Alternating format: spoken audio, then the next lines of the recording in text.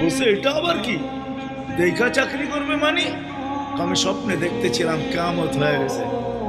আমি পুলসিরাতের পাশে যেয়ে দাঁড়ায় আছি। পুলসিরাত চুলের মতো চিকন, তলোয়ারের মতো ধার। ভয় পাইতেছিলাম এটার উপরে পা রাখবো তো রাখবো কি করে। একটু পরে চিৎকার শুনলাম, তো দেখলাম মাদ্রাসার ছেলেগুলা সবগুলা হইহুল্লার করতে করতে আসতেছে। ওরা পুলসিরাতের পা দিতে দেরি, এটা সুপার হাইওয়ে হয়ে যেতে দেরি হয় নাই।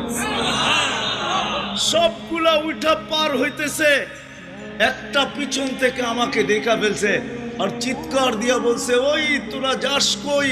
আমগো গরুটা তো দাঁড়ায় আছে, ওরে নিয়ে যাবি না?